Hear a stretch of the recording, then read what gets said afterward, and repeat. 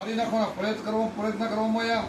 વાઘ પૂરી કરીને વાઘના પાંજરામાં વાઘને મોકલશે, ઝેરાને મૂકવામાં આવે છે. આ બધું જ એને ભગવાન બધું પીતા રહ્યા પચાવતા રહ્યા.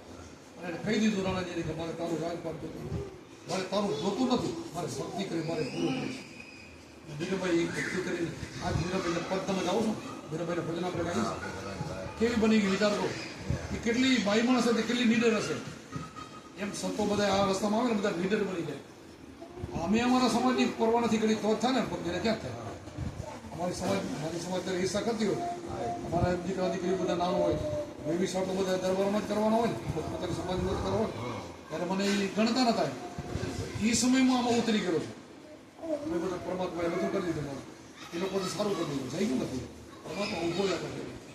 જો માતાના ઉદરની અંદર જન્મ પહેલાં દૂધની વ્યવસ્થા કરતો ત્યારે આપણે ક્યાં કરીને આવેલા હોય થાય છે ને બધાને. જન્મ પહેલાં દૂધની વ્યવસ્થા કરે તો પછી દાંત દે પછી ચાવવાની વ્યવસ્થા ન કરે.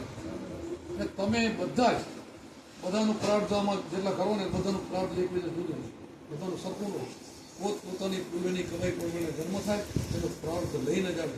અને પ્રાર્થ પૂરું થાય જતો પોતપોતાનો પ્રાર્થ. તમે એક આપના 4-5 દીકરા હોય તો બધા એક સાથે સુખી હોય, જુદા પડે એક પૈસા કરો તો એક દૂધ હોય, એક મજૂરી કરતો હોય, એવું હોય છે ને. કારણ કે પ્રાર્થ બધાના જુદા હોય, અલગ અલગ હોય છે. તમારું જેવું પ્રાર્થ લઈ ગયા તમે ભોગવવાનું. હવે પ્રાર્થ બનાવવું શું? પ્રાર્થ શું ખબર છે? જો એક કર્મ એવું હોય કે તમે અત્યારે કાંઈક કર્મ કરો, આજે તમે કોઈકને લાફો મારો, એને કર્મ થઈ ગયું ને, એને થપ્પડ મારી તો તમે કર્મ તો કર્યું ને.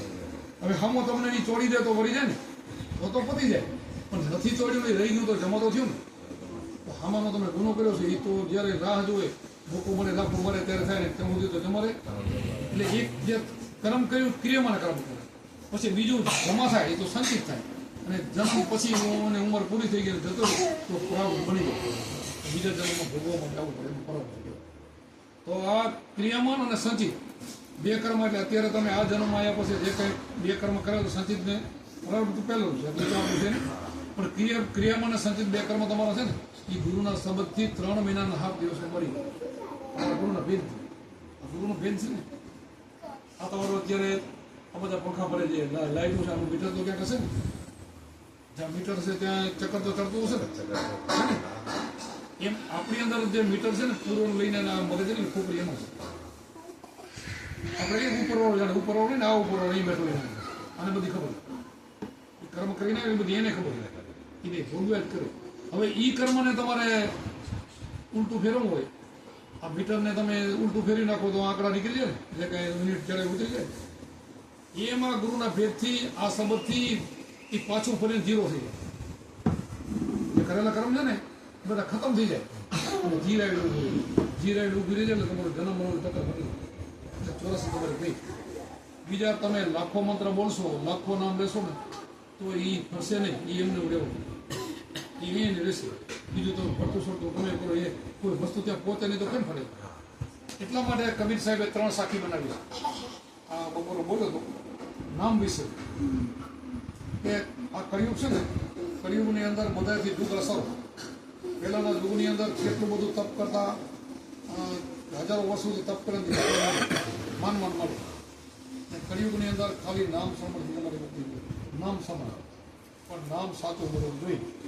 એટલે સાખી કબીર સાહેબે 3 બનાવ્યું કે નામ લિયા તો સબ લિયા સબ શાસ્ત્રના વેદ, બિના નામે નરકે ગયા પડ તારો. શું કીધું? નામ લિયા તો સબ લિયા. એવું નામ છે ને, આ નામ મળી જાય તો બધું આવી ગયું. નામ લિયા તો સબ લિયા સબ શાસ્ત્ર કા ભેદ, કે બધા શાસ્ત્રનો ભેદ આવી જાય. ગુરુ ભેદ જેવો ભેદ છે. સબ શાસ્ત્ર કા ભેદ, બિના નામે નરકે ગયા પડ તારો. આ નામ ન મળ્યું તો બધા નરકમાં જાય, ભલે ને 4 વેદ વાંચે તો પણ. પછી બીજી સાખી આવી નામે પાતક છૂટી નામે નાશે રોગ, નામ સબોડ કોઈ નહીં જપ તપ તીરથ વ્રત ગયો. આ નામથી મોટું જપે નહીં, તપે નહીં, તીરથ નહીં, યોગે નહીં. તો આ નામ કેવું હશે? હું તમને અત્યારે કહેવાયો આ નામની વાત કરવાયો. જો આ નામ તમે જાણો ને તો મુક્તિ થાય, ન કે ના થાય. પછી ત્રીજી સાખીમાં કીધું કોટિક નામમાં સંસારમાં તેથી મુક્તિ ન હોય. કોટિક નામમાં સંસાર, કરોડો નામ. આપણે નામ લઈને 33 કરોડ તો દેવ છે નથી, તો તમે કોનું નામ લેશો? કરોડો નામ, કોટિક નામમાં સંસારમાં તેથી મુક્તિ. પાછું એમ કહી દીધું કે એકેના નામથી મુક્તિ ન થાય. બોલો તો તમે શું કરશો? જેટલા સંસારમાં નામ છે ને આ રામકૃષ્ણ એમાં આવી જાય. ગમે ના તમે નામ લેશો તો મુક્તિ નહીં થાય. કોટિક નામ આ સંસારમાં તેથી મુક્તિ ન હોય. આદિ નામ ગુપ્ત એ જાણે વિલાપ હોય. આદિ નામ ગુપ્ત છે ને એને જાણો તો તમારી મુક્તિ. આદિ નામ એટલે તમે વાત આ ક્યાં દૂર છે કેટલો સેટો હોય. આ બધાના ઘટમાન છે. મૂળ તો 4.5 ફૂટના પુત્રમાન છે. હવે એને ગોતો એમાં શું થયું?